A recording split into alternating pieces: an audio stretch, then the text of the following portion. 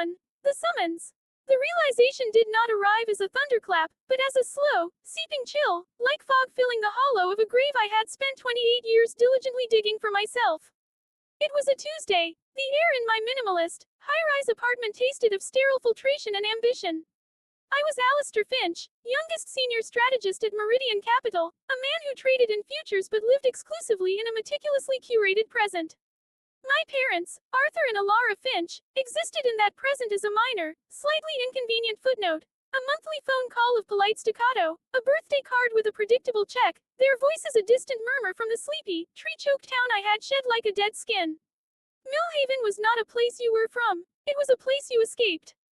The call from Dr. Anwar came at 9:17 p.m., just as I was finalizing a merger proposal that would make someone very rich and cost several hundred people their jobs. I almost let it go to voicemail. Mr. Finch, this is Dr. Anwar at Cedar Glen Hospice. I'm calling about your father, Arthur. Hospice. The word was a small, dark stone dropped into the still pool of my day. My father had been unwell, my mother had mentioned in her last, brief call. A persistent cough, fatigue. I'd suggested a specialist, offered to pay, and considered my filial duty discharged. Unwell did not equate to hospice. Hospice was a terminal waiting room. Is he? I couldn't finish. It's advanced mesothelioma. He's stable for now, but the progression has been rapid. Your mother is with him, but she asked me to call. She thought you should know. There was a quiet reproach in that last sentence, so subtle it could have been my own conscience giving its first feeble stir. I booked the first flight out, a red-eye to a regional airport 2 hours from Millhaven. As the city lights receded beneath the wing of the plane, I felt not dread, but a profound irritation. This was a critical quarter. My absence would be noted. The timing was, as with everything about my parents, inconvenient. Part 3. The strange suspension. The days folded into a strange, suspended rhythm. My mother moved with a tireless, desperate grace, managing medications, preparing broths, maintaining her fierce grip on normalcy through vacuuming and baking. I tried to help, but I was all thumbs.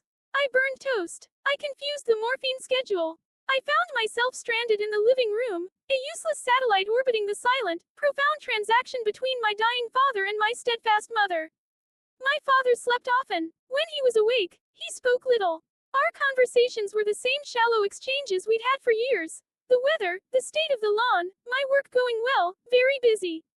The chasm between us felt wider than ever, now underscored by the humming medical equipment. I was a stranger performing a hollow ritual, speaking a language of surface details while the bedrock of our shared life crumbled beneath us. I checked my phone incessantly, the glow of emails and market ticks a lifeline to a world where I was competent, where I mattered. Here, I was a ghost.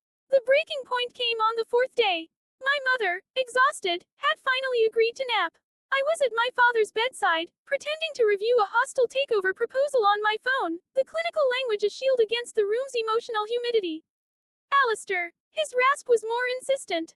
I looked up. Need something, Dad? Water. He shook his head slowly, his gaze fixed on me with an unsettling intensity. The desk, he whispered. In my study. Bottom left drawer. There's a ledger. Bring it. A ledger. It was so quintessentially him. Arthur Finch had been the chief accountant for the local timber mill for 43 years. Even in death's antechamber, he was thinking of balance sheets. Irritation flared again, hot and shameful. Was this about his will? Some tedious financial detail he wanted to impress upon me while he still could. The last lesson from the man of figures. Part 4. The ledger. I found the study, a tiny room lined with shelves of paperback thrillers and binders of old tax returns. The air was dusty and still, smelling of old paper and the particular, woody scent that was uniquely my father. The bottom left drawer of his ancient oak desk was stiff, but it yielded with a groan. Inside, nestled beside a dried-out inkpad and a bundle of elastic bands, was a large, cloth-bound ledger. It was not an official company document. The cover was worn, the black fabric fraying at the edges. It looked decades old. I brought it to him. He gestured weakly for me to open it. Read, he breathed, closing his eyes as if to conserve strength for the impact. Flipping it open, I expected columns of figures, debits and credits, the dry archaeology of a life spent balancing books. What I saw froze the blood in my veins. The pages were filled, not with numbers, but with words. My father's precise, accountant's handwriting covered every line, every margin. But these were no financial entries. They were observations, fragments, a chronicle not of money, but of me. The first entry was dated March 15, 1996. Today, Alistair, age 3, helped Alara plant marigolds. He was more interested in the worms, presented one to her on his palm like a treasure. She screamed, he cried. I explained that worms are good for the garden. He listened very seriously. Cost of one marigold seedling, 89 cents. Value of the lesson in life's interconnectedness, incalculable. I turned the page, my heart beginning a slow, heavy drum against my ribs. September 2, 2001. Alistair's first day of 3rd grade. He wore the red sweater Alara knit, though he said it was scratchy. He stood very straight by the door, lunchbox in hand. Told me he wasn't nervous. I saw his lower lip tremble. Did not call him on it. Drove him to school in silence. It felt like enough. Cost of yarn for sweater, $12.50. Value of his quiet courage, a father's silent pride. Note, pride is not an asset to be listed, but felt. I looked up at him, my throat tight. He watched me through half-closed lids, his expression unreadable. I turned back, page after page, year after year, my life unfolding in his meticulous script. June 10, 2007. Alistair won the regional science fair. Project on solar energy. He explained it to us for an hour. I understood maybe every 5th word. The light in his eyes was a language of its own. Cost of poster board and thermocouples, $47.80. Value of witnessing his intellect ignite, like discovering a new sun in our personal solar system. November 5, 2012. He told us he'd been accepted to Stanford. Full scholarship. Alara wept. I shook his hand, then pulled him into a hug. He felt surprised, stiff. I have not hugged him enough. The cost of his flight to California, $428. The cost of the silence that will now fill his room, everything. The entries grew sparser as I grew older and left home, the gaps between them widening like the miles between Millhaven and my life. But they were no less precise, each one a stark monument to my growing distance. May 20, 2018. Called Alistair. He was in a meeting. He called back 3 days later. Conversation lasted 4 minutes, 17 seconds. He used the word, leverage, twice. I do not know what he leverages, or for what. Cost of the call, $0. Value of hearing his voice, even hurried and distant, still enough to justify the week's wait. December 25, 2022. He did not come home. Sent a generous check and a fruit basket from a corporate service. Alara put the check in his baby book, unused. We ate pears from the basket. They were perfect, and tasted of nothing.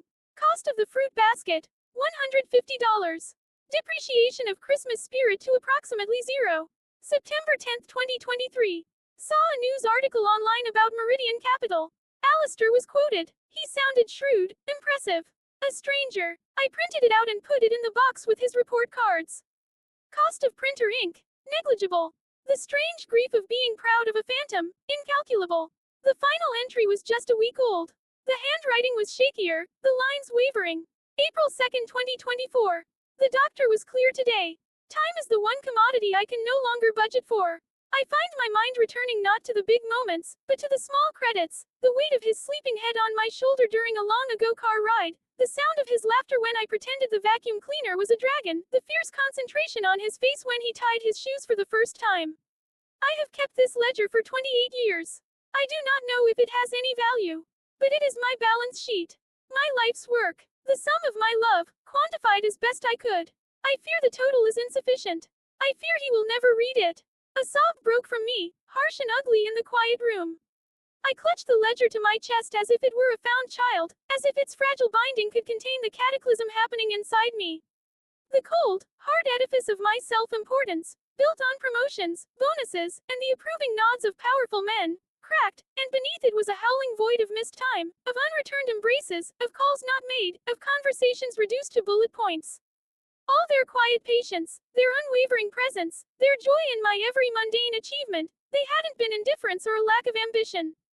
It had been a choice. A choice to value me, not my outcomes.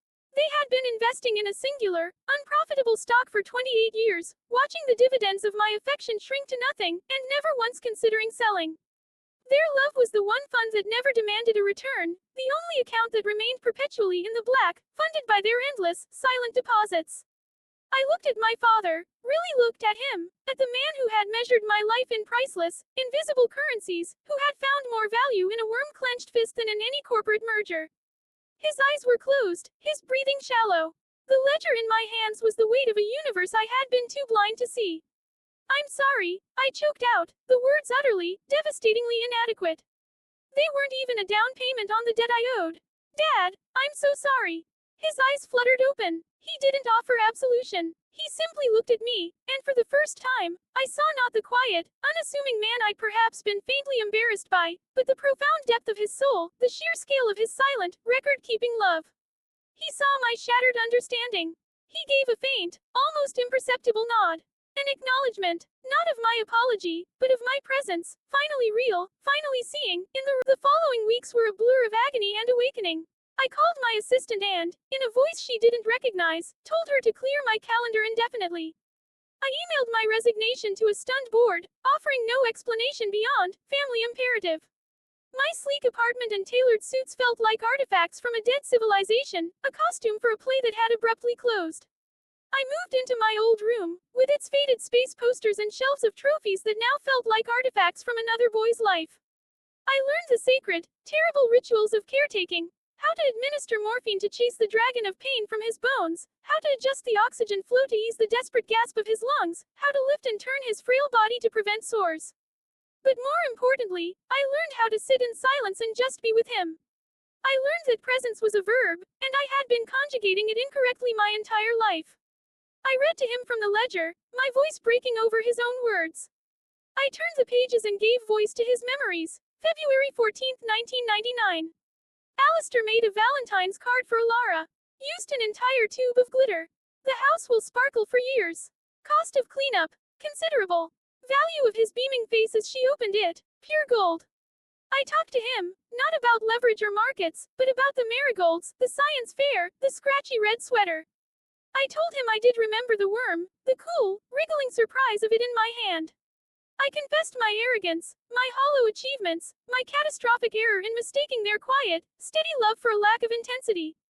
I told him about the lonely nights in my expensive apartment, the hollow victories that rang like tin, the growing fear that I was a beautifully wrapped package with nothing inside.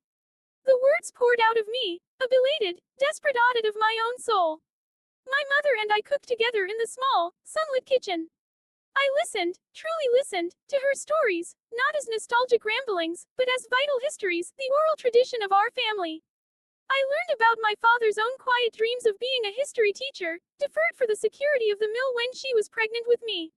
I learned about her fierce, lioness protection of our family's peace, about the thousands of small sacrifices, the mended clothes, the deferred vacations, the silent worry in the night, that had built the stable, loving launchpad from which I had so arrogantly blasted off, never looking back.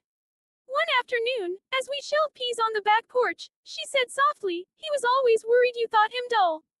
Just a man with his numbers." I put down a pod, the peas like tiny green jewels in my palm.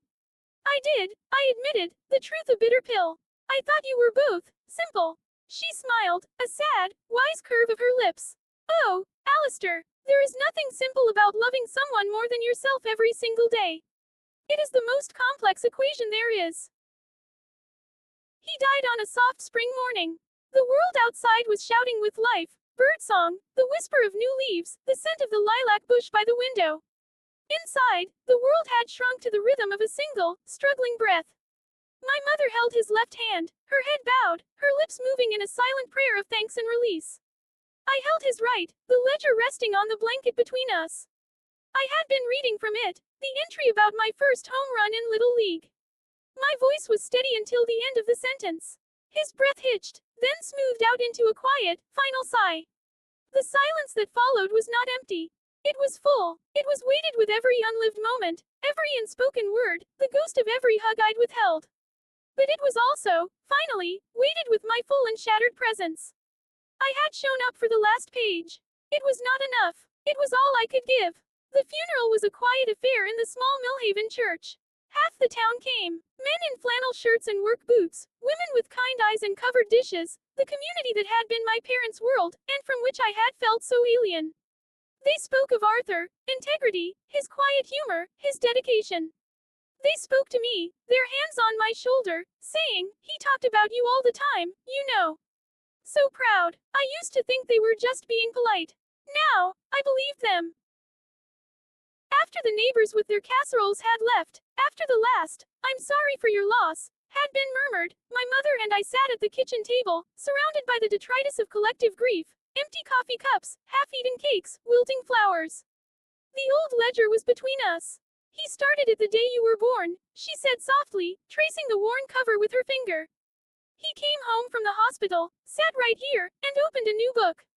He said he was no good with poetry or grand gestures, but he understood numbers and ledgers. He said he wanted to make sure he never forgot the exchange rate." "The exchange rate?" I asked, my voice raw from disuse and tears. "Between what life costs," she said, her eyes meeting mine, clear and deep, "and what it's worth." I stayed in Millhaven. My resignation became permanent. I used my severance and savings to pay off my mother's modest mortgage and to start a small, nonprofit financial literacy program for the town's school. But I didn't teach about derivatives and short selling. I taught kids about compound interest in relationships, about the depreciation of neglected friendships, about investing time in things that yield joy, not just profit. I called it the real balance sheet. Now, I sit at my father's old desk in the study. The evening light slants through the window, catching the dust motes in the air. The old ledger is open before me, a sacred text. Beside it lies a new one, its cover plain and blue. I've started filling it. My first entry reads, May 17, 2024. Today, I helped Mom replant the marigold bed. Found a worm, told her it was a good sign for the garden. She smiled, a real one that reached her eyes, the first since the funeral. We had tea on the porch and talked about Dad for 2 hours. I listened. I really listened. The cost of the tea, negligible. The value of the afternoon, the first deposit in a lifetime of reparations. The beginning of understanding that my parents' value was never the question. Their ledger was always full, overflowing with entries of love in a currency I was too bankrupt to recognize. Mine was the one that was empty, a void of calculated sentiment. I am learning, too late for him, but not too late for her, and perhaps not too late for me, to read the balance sheet of a heart. To understand that the most important assets never appear on any official statement. I put down the pen. The house is quiet, but the silence is no longer accusing. It is a space waiting to be filled with new sounds, better sounds. I can hear my mother moving in the kitchen, the gentle clatter of life going on. The realization did not arrive as a thunderclap. It arrived in the quiet turning of a page, in the faded ink of a love that had been kept, accounted for, and waiting for me all along. I had found the key to my true inheritance, and it had unlocked a vault of regret so vast it would take the rest of my life to explore. But I would, for him, for her, for the boy with the worm, who was finally, painfully, coming home to a love that had never, not for a single second, been too late. It was I who had been late. And so, I began the work of catching,